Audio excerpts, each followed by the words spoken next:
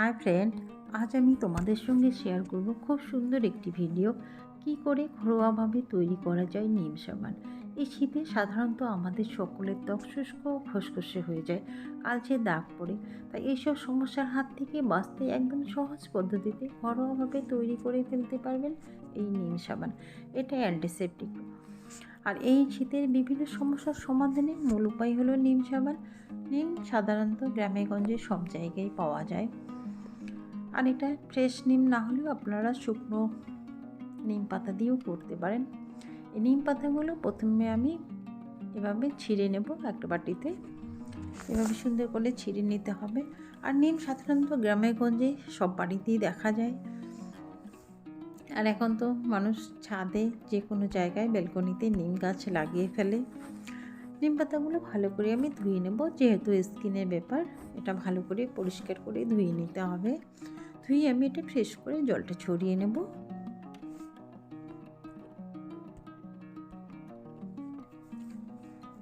এটা আমার ভালো করে ধোয়া হয়ে গেল।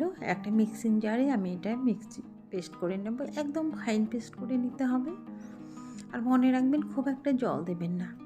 এটা খুব একটা বেশি জল দিয়ে পেস্ট করা যাবে না, তাহলে পরিমাণটা অনেক বেশি হয়ে যাবে। আর জলটা শুকিয়ে নিতে হবে।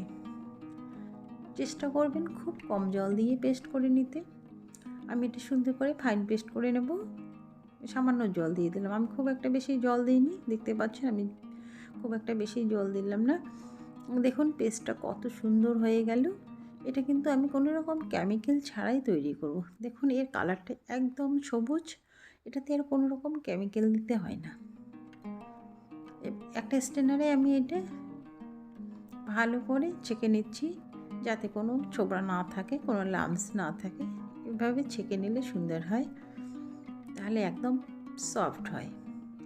আমরা সাধারণত বাজার থেকে যেসব সাবান কিনে আনি সেগুলো তো খুব সফট থাকে, আর বাজারেও অনেক নিম সাবান পাওয়া যায়। যেহেতু অনেক নিম সাবান পাওয়া যায়, কিন্তু সেগুলো অনেক কেমিক্যাল থাকে। আমরা যদি ঘরোয়াভাবে এভাবে তৈরি করে নিতে পারি, তাহলে আমাদের স্কিনের জন্য খুবই ভালো। আর এই সাবানটা তৈরি করার জন্য আমাকে একটা গ্লিসারিনযুক্ত সাবান লাগবে। আমি এখানে পিয়ার্স সাবান নিয়েছি। সাবানটা আমি একটু গ্রেটার দিয়ে গ্রেট করে নেব, তাহলে খুব তাড়াতাড়ি গলে যাবে। দেখুন আমি কিভাবে গ্রেট করছি। আর যে কোনো গ্লিসারিনযুক্ত সাবান দিয়ে আপনারা তৈরি করতে পারবেন, কারণ শীতে গ্লিসারিনযুক্ত সাবান আমাদের ত্বকে খুবই উপকার করে, ত্বকে আর্দ্র রাখে। যেহেতু আমাদের ত্বক এমনিতেই খসখসে হয়ে যায় শীতকালে, গ্লিসারিনযুক্ত সাবান দিলে ত্বক একটু সফট হয়ে যায়। আবার নিম দিয়ে যদি তৈরি করা হয়, ত্বক খুব সুন্দর হয়। এটা হোয়াইটনিংয়ের কাজ করে, আর আমার ত্বকের যে কোনো সমস্যার সমাধান থেকে দূর করে। এভাবে আমি একটা কড়াইতে প্রথমে গরম জলটা দিয়ে গরম করে নিয়েছি। জলটা সাধারণত গ্লিসারিন ডাইরেক্ট হিট করা যায় না, এটা একটু গরম জলের উপরে একটা সসপ্যানের মধ্যে দিয়ে এটা গলিয়ে নিতে হবে। আমিও সেরকমভাবে একটা কড়াইতে গরম জল দিয়েছি। জলটা গরম হয়ে আসার পর আমি সসপ্যানটা এখানে বসিয়ে দিলাম। দেওয়ার পরে আমি গ্লিসারিনটা গলে নিলাম। আর এখানে দেখবেন পরিমাণটা। হ্যাঁ বন্ধুরা, একটা কথা বলি, সাবানটা কিন্তু আমার একটা থেকে একটু বেশি ছিল। বাটিতে আর একটু টুকরো সাবান ছিল, আমি সেটা এখানে দিয়েছি। আর আমি বাটিটারই কিন্তু হাফ বাটি পেস্ট দিয়ে দিলাম। খুব একটা বেশি দেওয়া যাবে না, দেবেন না আর কি।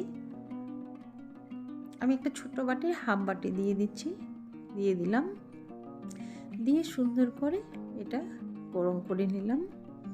নিয়ে এবার একটা ভিটামিন ই ক্যাপসুল দেব। ভিটামিন ই ক্যাপসুলের ব্যবহার সবাই জানেন, এটা স্কিন হোয়াইটনিং করে, ত্বক ভালো থাকে। আমরা এটা মুখেও ব্যবহার করি। এটা সাধারণত আজকাল সবাই ব্যবহার করে, যে কোনো এটা দোকানে পেয়ে যাবেন। এবার আমি একটা সোপ মল নিয়েছি। সোপ মলটাতে আমি একটু গ্লিসারিন মেখে দিয়েছি। যেহেতু সিলিকনের মল, তাতে কোনো গ্লিসারিন বা তেল মাখতে হয় না, এমনিতেই উঠে যায়।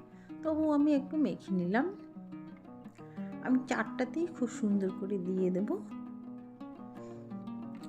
এটা 2 থেকে 3 ঘন্টা মিনিমাম, ম্যাক্সিমাম আর কি রাখলে হয়ে যাবে। 1 ঘন্টার পর থেকে এটা জমতে শুরু করে, তারপরে 2 ঘন্টায় জমে যায়, 3 ঘন্টা পর একদম পারফেক্টলি হয়ে যায়। এটা কোনো ফ্রিজে রাখতে হবে না, এটা নর্মালি রেখে দেবেন। চলে আসলাম আমি 3 ঘন্টা পর। দেখুন এটা শক্ত হয়ে গেছে।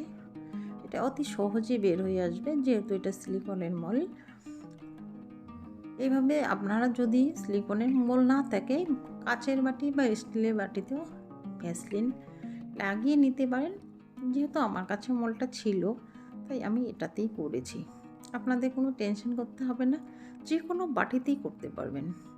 যারা বানাতে ইচ্ছুক যে আমাদের মল নেই কী করে হবে, কিন্তু না, যে কোনো বাটিতেই করে নিতে পারেন। প্লাস্টিকের বাটি, স্টিলের বাটি, কাচের বাটি, দেখুন কতটা সুন্দর হয়েছে, শেপটাও কত সুন্দর আর কালারটাও কত সুন্দর। কোনো কেমিক্যাল ছাড়াই এটার কালারটা এতটা সুন্দর হয়েছে, দেখতে একটা অসাধারণ লাগছে। কালারটা কতটা সুন্দর দেখুন, এটা পারফেক্টলি হয়ে গেছে। আর এর শীতের ব্যবহারের কোনো তুলনাই নেই। আমি একটা হাত ধুয়ে দেখাচ্ছি এটা কতটা ফেনা, খুবই সুন্দর। আমি এটা ইউজ করি কিন্তু সবসময়। আর এই শীতে যদি এটা ইউজ করেন ত্বক খুব শুষ্ক থেকে বাঁচতে পারবেন, ত্বক আর্দ্র হয়ে যাবে। এইভাবে অ্যালোভেরা সাবানও আপনারা বানিয়ে নিতে পারবেন। আমার চ্যানেলে অ্যালোভেরা সাবানের ভিডিও দেওয়া আছে, চাইলে দেখতে পারবেন।